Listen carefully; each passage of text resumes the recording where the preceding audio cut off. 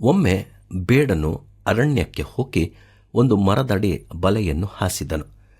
ಅದರಲ್ಲಿ ಅಕ್ಕಿ ಕಾಳುಗಳನ್ನು ಹಾಕಿ ದೂರದಲ್ಲಿ ಮರೆಯಾಕಿ ಕುಳಿತನು.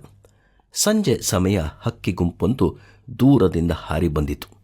ಅದರಲ್ಲಿದ್ದ ಒಂದು ಮರಿ ಹಕ್ಕಿಯ ಕಣ್ಣಿಗೆ ಕಾಳುಗಳು ಕಾಣಿಸಿದವು. ಅದು ಇತರ ಹಕ್ಕಿಗಳಿಗೂ ತೋರಿಸಿತು.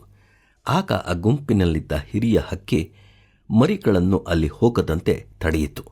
ಅದು ಮರಿಗಳಿಗೆ, ಇಲ್ಲಿ ಸುತ್ತಮುತ್ತ ಎಲ್ಲಿಯೂ ಭತ್ತದ ಹುಲ್ಲುಗಳಿಲ್ಲ ಮತ್ತು ಈ ಭತ್ತಗಳು ಎಲ್ಲಿಂದ ಬಂದಿತೆಂದು ಯೋಚಿಸಿರಿ ಎಂದಿತು.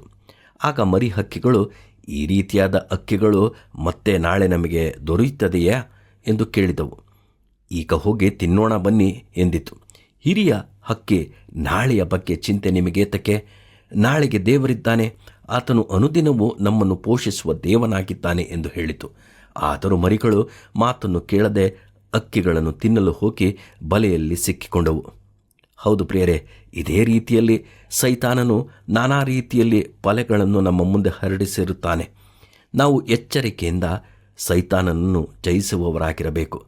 ನಾವು ಮೋಹದ ಬಲೆಗೆ ಸಿಕ್ಕಿ ನಾಶವಾಗಬಾರದು.